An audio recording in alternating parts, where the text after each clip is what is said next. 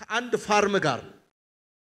ፋርም ጋር ከከሰረ ፋርም ጋር የፋርሙ አይነት የዶሮ ጩኸት ያለበት ፋርም አለው ልክ እንደዚህ አይነት የከሰረ ከዶሮ ስራ ጋር የነበረ ሰው አለ ላተንበርከክ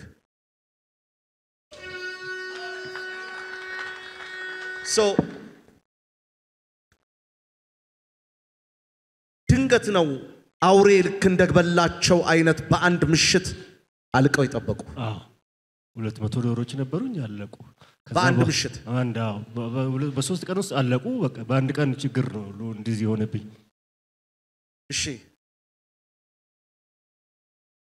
እስካሁን ባዶ ነው አለ ቤቱ ሰው ባዶ ነው አለ ቤቱ እስካሁን ራሱ ምንም አልሰራበት ከዛ በኋላ ፓስተር ተስፋዬ የሚባል ሰው ታውቃለህ ተስፋዬ ከዛ በፊት ቀድሞ በነበረን ማህበር ውስጥ ተስፋዬ በጥበቃ ይሰራ ነበር ጥበቃ የሚሰራው የነበረው ምኑ ላይ ነው እዛው ዶሮ ቤቱ ላይ ነበር ዶሮ ቤቱ ላይ መልእክት አለኝ አሜን መተት ተመቷል አሜን አይሰማኝም አሜን አይሰማኝም አሜን የሰራዊት ጌታ እግዚአብሔር ይባርካል አሜን ደግመህ ትሰራለህ አሜን ትሰፋለህ አሜን ትበዛለህ አሜን እግዚአብሔር አቅም ይሆናል አሜን እግዚአብሔር እሱ ብቻ አይደለም አሜን ይሄን ጠጣውና የተደበቀው ነገር እግዚአብሔር የሚሰራው እናያለን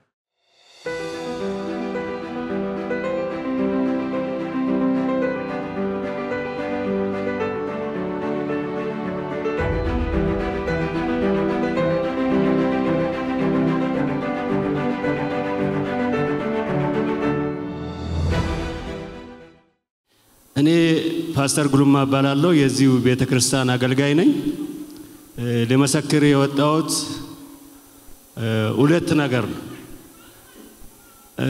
ወደዚህ ቤተክርስቲያን ስመጣ ከወታደር ቤት ወጥቼ ከወታደር ቤት ውስጥ ስትኖሩ የምታውቁ ሰዎች ታውቃላችሁ ወታደር ቤት በጣም ደስ የሚል ህይወት ውስጥ ነው እዛ ውስጥ ስትሆኑ የምታውቁት ከዚህ ደግሞ ወጥቼ ወደዚህ ወደ ህዝቡ ሲመለስ እንደዛኛው ሊሆንልኝ አልቻለም አዲስ ሆነብኝ ወደ ህዝቡ ተቀላቅዬ መኖር ሲጀምር ኑሮ እየከበደኝ ጥያቄ እየሆነብኝ እዛው ይሻላል የሚል ሐሳብ በውስጤ በሚመላለስበት ሰዓት ነው ወደዚህ ቤተክርስቲያን ልመጣ ቻልኩት ወደዚህ ቤተክርስቲያን ልመጣ ቻልኩበትም ዋናው መንገድ በሚሰራበት በኢሊሊ ኢንተርናሽናል ሆቴል የጥበቃ ኃላፊ ሆኜ ሰራ ነበርና እዚህ ቤት መጥቶ ተገልግሎ የሄዱ ሰዎች ስለዚህ ቤተክርስቲያን ስለ ነብይ ኤርሚያስ ሁሴን የሚያወሩት ነገር ነበርና ይሄ የምታወሩት ነገር ምንድነው አልኳቸው ትክክለኛ ነው የምናወራው ታላቅ የእግዚአብሔር ሰው ለሀገራችን መፍትሄ ይዞ መጥቷል አሉ እኔ እንደዚህ አይነት በነበርኩበትም እኔ የመጣሁት ከሙስሊም ቤተሰብ ነው ቤተሰቦቼ እንዳለ ሙስሊም ናቸው ይሄንን እኔ እንደዚህ አይነት ንግግር ሰምቼ አላውቀው የምታወሩት ቀልድ እንዳይሆን አልኳቸው አይደለም እውነት ነው ቦታ የት ነው አልኳቸው ቦታው ቤላ ነው አሉ እኔ ያለሁት ቤላ ነው ይሄን ቦታ እንዴት አላቆም አልኳቸው አድራሻውን ስጡኝ ስላቸው አድራሻውን ሰጡኝ ኤልሻዳይ ላይ ማየት እንዳለብኝ ነገሩ መጥቼ አየሁት አርብ ቀን ነው አስታውሳለሁ መጥቼ ዱንካን ተዘርግቷል 3 ዱንካን ጭቃ በጭቃ ነው ግቢው አየውና ተመለስኩኝ ሁለተኛ ቀንም መጣው ያን ቀንም ስመጣ ዱንካን ተጥሏል ቀኑ ሮብ ነው ማንም ሰው የለም ተመልሼ ሄድኩኝ ሶስተኛ ቀን ቅዳሜ መጣው ሶስተኛ ቀንም ስመጣ እግዚአብሔር ሰው ያገለግላሉ ህዝብ ዱንካኑ ሞልቷል አሁንም የሆነ ነገር አልገባኝም ምንም ያወቅኩት ነገር የለም እኔ ማወቅ የፈለኩት እዛ የሰማሁት ነገር እዚህ ለማረጋገጥ ነው ከዛ ተመልሼ ሄድኩኝ ስራ 9 ሰዓት ገቢ ስለሆንኩኝ ሄድኩኝና አንድ ቀን መጣው አንድ ቀን ሲመጣ ፓስተር ህብረት ተማሪዎችን ታስተምራቸዋለች። አንድ ቤት እዚህ መሃል ላይ ነበረችና እዛ ክፍል ገብቼ መማር ጀመርኩ። ሲሰማ በውስጤ ያለውን ሁኔታ በጣም በቃ የሚፈልገውን እግዚአብሔር እንዳለ እግዚአብሔር በምን መልኩ እንደሚገኝ እንዴት እንደሚገኝ ጥያቄዎች ነበሩኝ ካለኝ ሁኔታ አንፃር። እግዚአብሔር እንደዚህማ በቀላሉ የሚገኝ ከሆነ ብዬ ቁጭ አልኩኝ። መጽሐፍ ቅዱስ መማር ጀመርኩኝ። ከዛ አዲስ ሰው መጥቷል ወይ አዲስ ሰው አለ ብላ ፓስተር ስትጠይቅ እጄና ወጣው። ጌታን እዚሁ ተቀበልኩ። ትምህርት ጀመርኩ። እዚሁ ደህንነት ተማርኩ።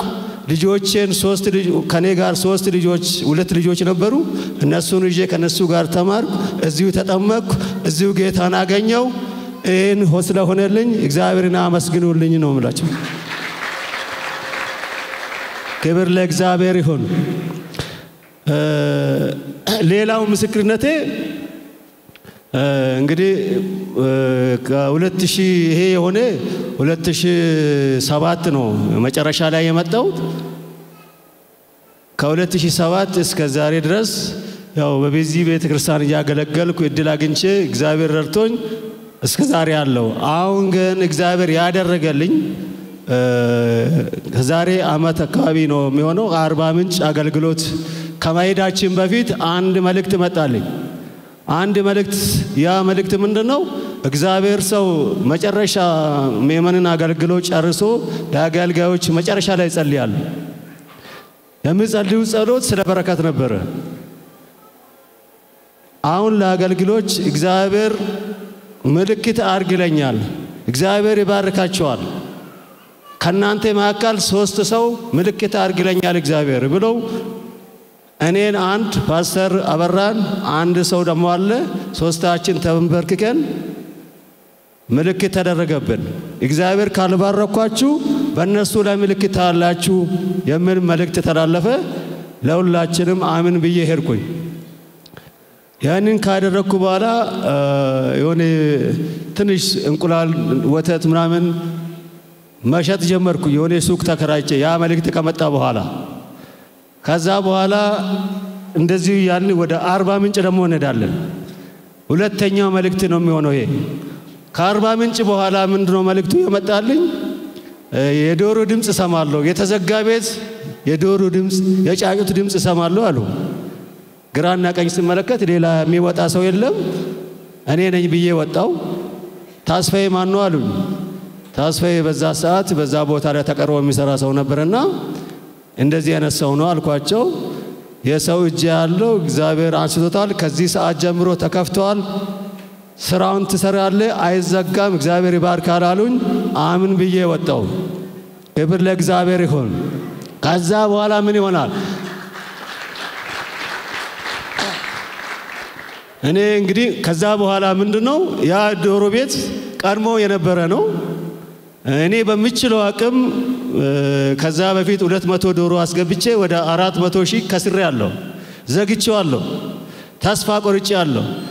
ከቤቱ እንኳን ለመበደር ስልም ከማን ልበደር? ዋስትና መስቸጋሪ ነው። ብር እንካ ብሎ የሚሰጥም የለም። በቃም ቦታው በእጄ ያለ መስራት ግን አልቻልኩ።